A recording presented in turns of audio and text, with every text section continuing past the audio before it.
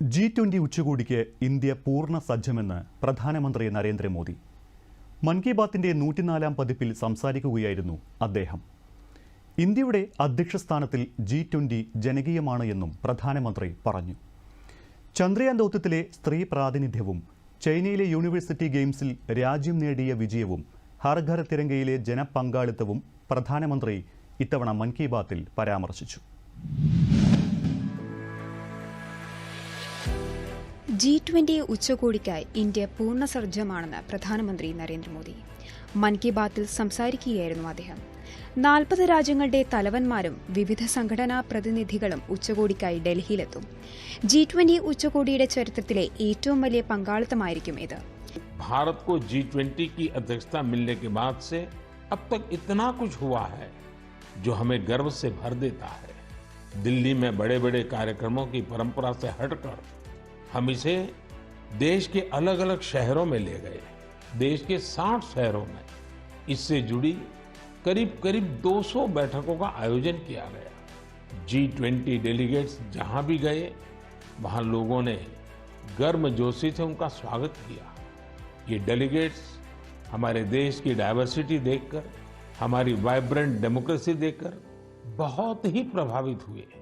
उन्हें ये भी एहसास हुआ कि भारत में कितनी सारी संभावनाएं हैं. ഇന്ത്യ അധ്യക്ഷ പദവിയിലിരിക്കുമ്പോൾ G20 കൂടുതൽ സർവ്വശേഷിയാക്കി മാറ്റി. ഇന്ത്യയുടെ ക്ഷണപ്രകാരം ആഫ്രിക്കൻ യൂണിയനും G20 അംഗമായി. ആഫ്രിക്കയിലെ ജനങ്ങളുടെ ശബ്ദം ലോകത്തിലെ ഈ സുപ്രധാന വേദിയിലെത്തി.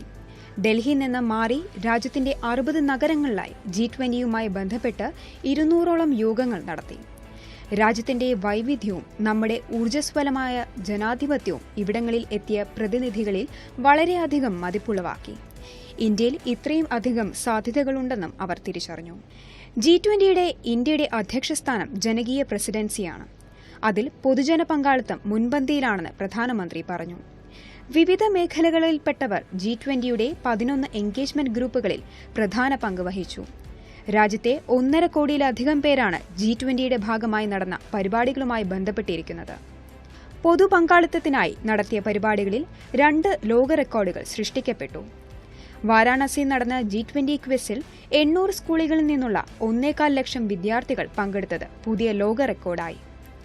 സൂറത്തിൽ നടന്ന സാരി വാക്കത്തോണിൽ 15 സംസ്ഥാനങ്ങളിൽ നിന്നുള്ള 15,000 വനിതകൾ പങ്കെടുത്തു.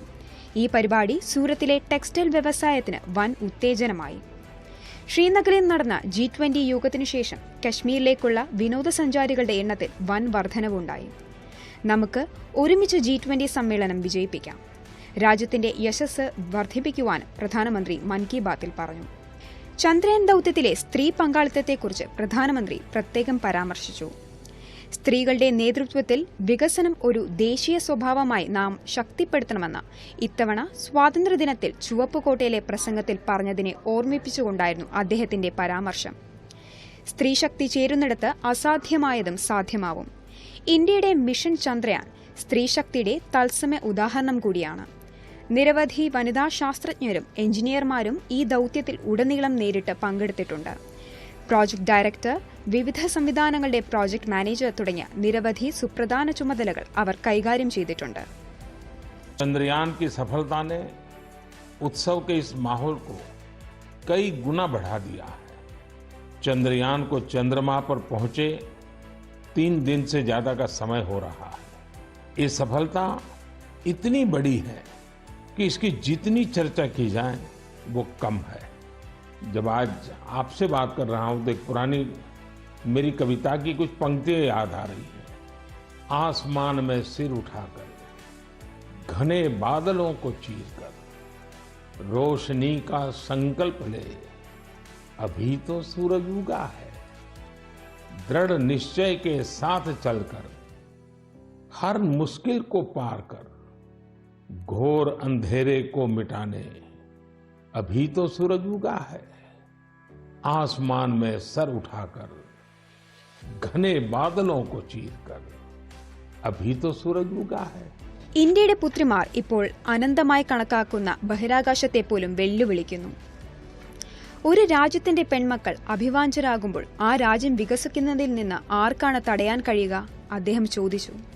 നാം ഇത്രയും ഉയരങ്ങൾ കീഴടക്കി കാരണം ഇന്ന് നമ്മുടെ സ്വപ്നങ്ങൾ വലുതാണ്, നമ്മുടെ പരിശ്രമവും വലുതാണ്. നമ്മുടെ ശാസ്ത്രജ്ഞർക്കൊപ്പം മറ്റ് മേഖലകളും ചന്ദ്രന്റെ വിജയത്തിൽ പ്രധാന പങ്ക് വഹിച്ചിട്ടുണ്ട്. ഭാഗങ്ങളെല്ലാം തയ്യാറാക്കുന്നതിനും സാങ്കേതിക ആവശ്യകതകൾ നിറവേറ്റുന്നതിനും നിരവധി രാജ്യക്കാർ സംഭാവന നൽകിയിട്ടുണ്ട്. എല്ലാവരുടെയും പരിശ്രമം കൂടിയായപ്പോൾ വിജയവും കൈവരിച്ചു. ചന്ദ്രയാൻ 3ന്റെ ഏറ്റവും വലിയ വിജയമാണിത്. ഭാവിയിലും നമ്മുടെ ബഹിരാകാശ മേഖല എല്ലാവരുടെയും പ്രയത്നത്താൽ ഇതുപോലുള്ള എണ്ണമറ്റ വിജയങ്ങൾ കൈവരിക്കട്ടെ എന്ന് ഞാൻ ആശംസിക്കുന്നു. ചൈനയിൽ നടന്ന ലോക യൂണിവേഴ്സിറ്റി ഗെയിംസിൽ വിജയികളായവരെ പ്രധാനമന്ത്രി അഭിനന്ദിച്ചു. എക്കാലത്തെയും മികച്ച പ്രകടനം കാഴ്ചവെച്ച് 11 സ്വർണമടക്കം 26 മെഡലുകൾ നേടി. 1959 മുതൽ നടന്ന എല്ലാ യൂണിവേഴ്സിറ്റി ഗെയിംസുകളിലും നേടിയ എല്ലാ മെഡലുകളും ചേർത്താലും ഈ സംഖ്യ 18 എത്തൂ. ലോക യൂണിവേഴ്സിറ്റി ഗെയിംസിൽ മെഡൽ നേടിയ പ്രഗതി, അംലാൻ, പ്രിയങ്ക, അഭിധന്യ എന്നിവർ പ്രധാനമന്ത്രിയുമായി അനുഭവങ്ങൾ പങ്കുവച്ചു. आपने वर्ल्ड यूनिवर्सिटी गेम्स में अपने प्रदर्शन से हर देशवासी का सिर गर्व से ऊंचा कर दिया है. तो सबसे पहले तो मैं आपको बहुत बहुत बधाई देता हूं. प्रगति, मैं इस बातचीत की शुरुआत आपसे कर रहा हूं. आप सबसे पहले मुझे बताइए कि 2 मेडल जीतने के बाद आप जब यहाँ से गई तब ये सोचा था क्या, और इतना बड़ा विजय प्राप्त किया तो महसूस क्या हो रहा है? तो बहुत प्राउड फील कर रही थी मैं. मुझे इतना अच्छा लग रहा था कि मैं अपने देश का झंडा इतना ऊंचा लहरा के आई हूँ कि एक बार तो ठीक है गोल्ड फाइट में पहुंचे थे, उसको लूज किया था तो रिग्रेट हो रहा था, पर दूसरी बार यही था दिमाग में कि अब कुछ हो जाए, ये इसको नीचे नहीं जाने देना है, इसको हर हाल में सबसे ऊंचा लहरा के ही आना है. जब हम फाइट को लास्ट में जीते थे तो वहीं पोडियम पे हम लोग ने बहुत अच्छे से सेलिब्रेट किया था. वो मोमेंट बहुत अच्छा था. इतना प्राउड फील हो रहा था कि मतलब हिसाब नहीं था उसका. ഇത്തവണ ഓഗസ്റ്റ് 15-ന് രാജ്യം സബ്കാ പ്രയാസിന്റെ ശക്തി കണ്ടു. എല്ലാ പൗരന്മാരുടെയും പരിശ്രമമാണ് ഹർഘർ തിരംഗ അഭിയാൻ യഥാർത്ഥത്തിൽ ഹർമൻ തിരംഗ അഭിയാനാക്കിയത്. ഈ പ്രചാരണത്തിനിടെ നിരവധി റെക്കോർഡുകളും ഉണ്ടാക്കി.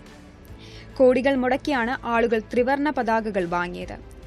1.5 ലക്ഷം പോസ്റ്റ് ഓഫീസുകളിലൂടെ 1.5 കോടി ത്രിവർണ പതാകകൾ വിറ്റു. ഇതുമൂലം നമ്മുടെ തൊഴിലാളികളും നെയ്ത്തുകാരും പ്രത്യേകിച്ച് സ്ത്രീകളും 100 കണക്കിന് കോടി രൂപ സമ്പാദിച്ചു. ത്രിവർണ പതാകയ്ക്കൊപ്പമുള്ള സെൽഫി പോസ്റ്റ് ചെയ്ത് പുതിയ റെക്കോർഡാണ് ഇത്തവണ നമ്മുടെ നാട്ടുകാർ സൃഷ്ടിച്ചിരിക്കുന്നത്. കഴിഞ്ഞ വർഷം ഓഗസ്റ്റ് 15 വരെ 5 കോടിയോളം രാജ്യക്കാർ ത്രിവർണ പതാകയുമായി സെൽഫി പോസ്റ്റ് ചെയ്തിട്ടുണ്ട്. ഈ വർഷം ഇത് 10 കോടി കവിഞ്ഞു. ഇപ്പോൾ രാജ്യസ്നേഹം ഉയർത്തിക്കാട്ടുന്ന മേരി മാട്ടി മേരാ ദേശ് എന്ന പ്രചാരണം രാജ്യത്ത് സജീവമാണ്. സെപ്റ്റംബർ മാസത്തിൽ രാജ്യത്തെ എല്ലാ ഗ്രാമങ്ങളിലെയും ഓരോ വീടുകളിൽ നിന്നും മണ്ണ് ശേഖരിക്കാനുള്ള പ്രചാരണം നടത്തും. നാടിന്റെ പുണ്യമണ്ണ് ആയിരക്കണക്കിന് അമൃത കലശങ്ങളിൽ നിക്ഷേപിക്കും. ഒക്ടോബർ അവസാനം അമൃത കലശയാത്രയുമായി ആയിരങ്ങൾ രാജ്യതലസ്ഥാനമായ ഡൽഹിയിലെത്തും. ഈ മണ്ണിൽ നിന്നു മാത്രമേ ഡൽഹിയിൽ അമൃതവാടിക നിർമ്മിക്കൂ. ഓരോ പൗരന്റെയും പ്രയത്നം ഈ ക്യാമ്പയിൻ വിജയകരമാക്കുമെന്ന് ഉറപ്പുള്ളതായി പ്രധാനമന്ത്രി പറഞ്ഞു. सभी देशवासियों के प्रयास ने हर घर तिरंगा अभियान को वास्तव में हर मन तिरंगा अभियान बना दिया. इस अभियान के दौरान कई रिकॉर्ड भी बने. देशवासियों ने करोड़ों की संख्या में तिरंगे खरीदे. 1.5 लाख पोस्ट ऑफिसेस के जरिए करीब 1.5 करोड़ तिरंगे बेचे गए.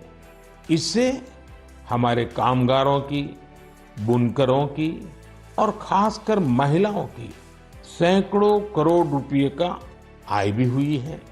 तिरंगे के साथ सेल्फी पोस्ट करने में भी इस बार देशवासियों ने नया रिकॉर्ड बना दिया.